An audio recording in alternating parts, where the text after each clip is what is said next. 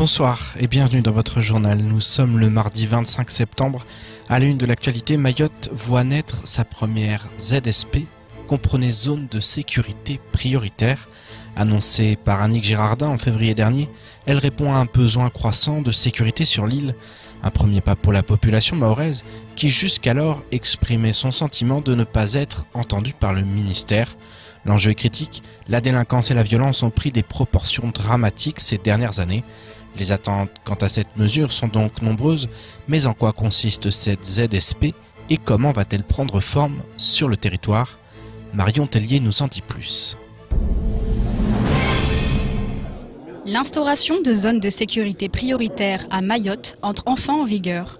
Unanimement réclamée par les forces de l'ordre et la population, elle prévoit d'apporter des solutions durables à l'explosion exponentielle de l'insécurité sur l'île ces 10 dernières années.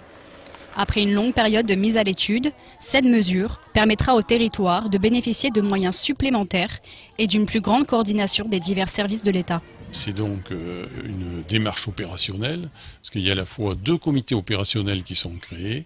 Un qui va concerner la coopération entre les forces de sécurité, police, gendarmerie, police municipale, et un comité opérationnel également en termes de prévention de la délinquance. Pour agir rapidement en réaction, ce n'est pas des grandes assemblées, c'est agir en réaction immédiate lorsqu'il y a des phénomènes qui sont constatés pour être plus efficace dans la lutte contre cette délinquance dans ces zones-là. Les effectifs de la gendarmerie nationale avaient déjà été accrus de 25% entre 2012 et 2017. La création de zones de sécurité prioritaires prévoira, elle, de cibler 4 types de délinquance. Les vols avec violence, les violences urbaines, la délinquance juvénile et le trafic de stupéfiants. Les secteurs concernés, Kaweni, commune de Mamoudzou, ainsi que le quartier de la Vigie en Petite Terre. Les élus de Mayotte ont souhaité que Mayotte tout entière soit classée en zone sécurité prioritaire. Mais à partir des études, un diagnostic qui a été effectué au vu des infractions réalisées en Petite Terre et plus particulièrement aussi à la Vigie, à Kaweni, donc nous avons été classés pour que des actions soient réellement menées dans ces zones-là pour qu'on puisse baisser les chiffres de la délinquance. 4 thèmes ont été choisis par les élus en partenariat avec les services de l'État pour que effectivement ces thèmes-là soient attaqués à fond.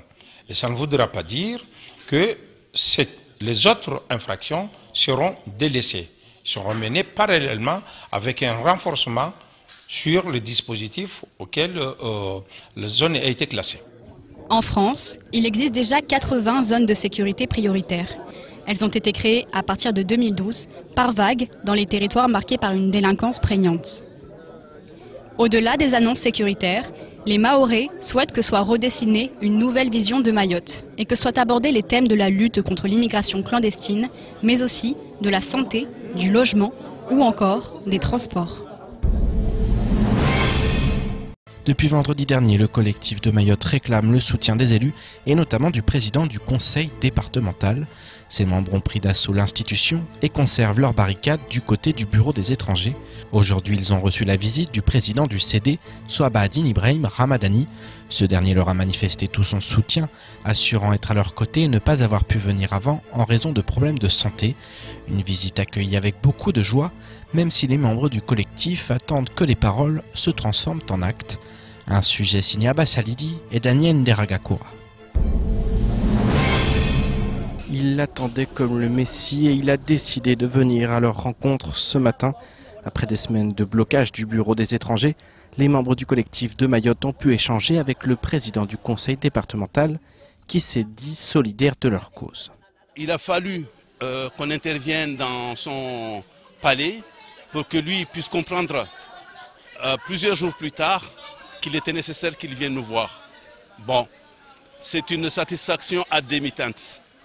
Mais j'ose espérer qu'à partir d'aujourd'hui, Monsieur le Président du Conseil départemental va garder le lien avec nous et que nous pourrons compter sur lui et son équipe. Cette visite est considérée comme un grand pas en avant pour les membres du collectif.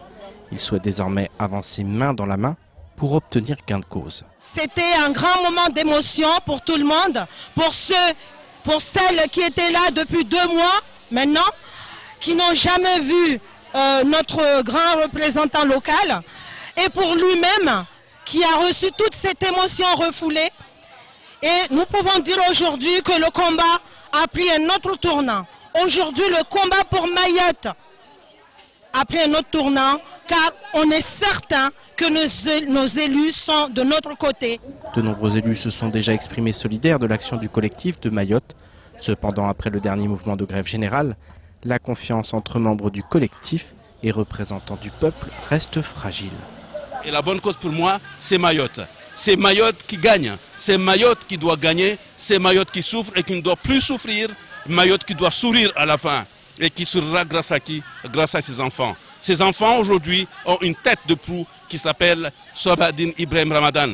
J'ose, encore une fois, lui renouveler ma confiance. Même s'il s'est passé ce qui s'est passé. Mais c'est notre président. Je lui renouvelle ma confiance et j'espère qu'il va la mériter. Dans l'après-midi, les membres du collectif ont cette fois reçu la visite de la commission des lois de l'Assemblée nationale.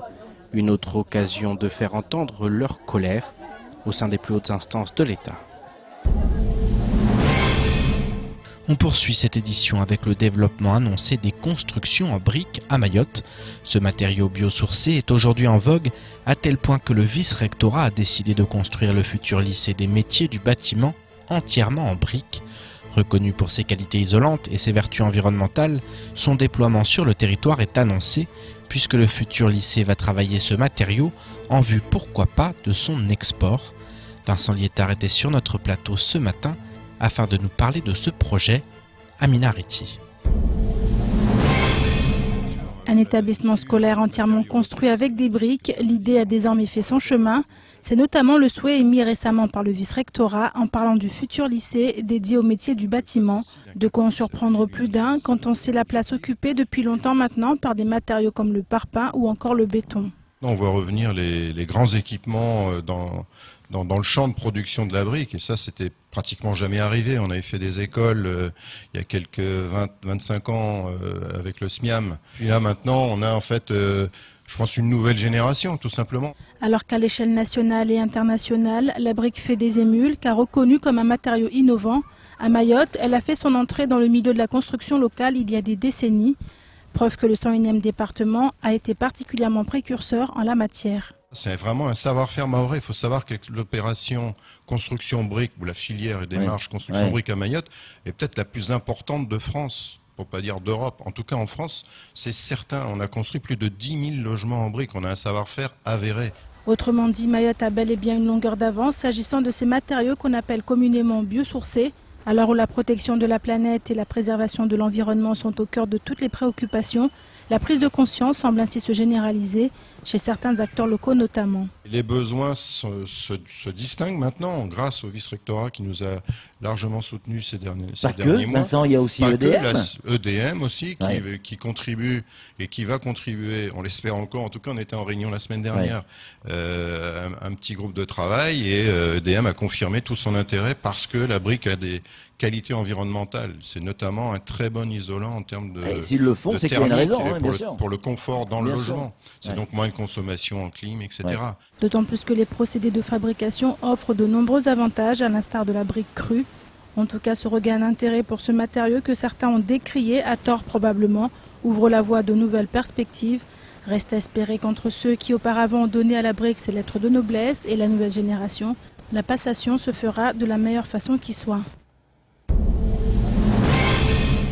Il y a 29 ans, le premier cas de personnes séropositives à Mayotte a été découvert.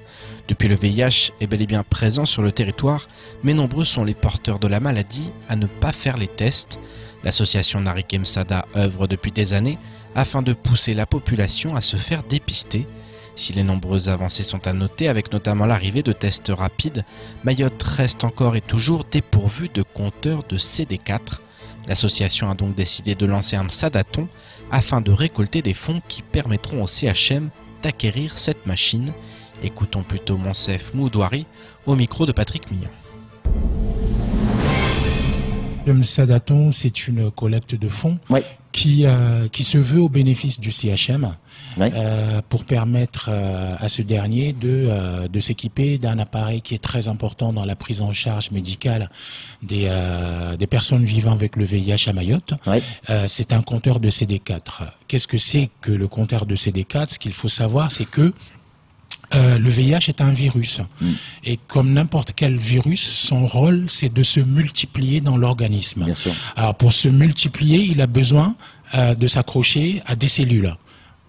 Le virus de la grippe, par exemple, s'accroche à des cellules du poumon. Le VIH, lui, il s'attaque à des cellules qui s'appellent les CD4.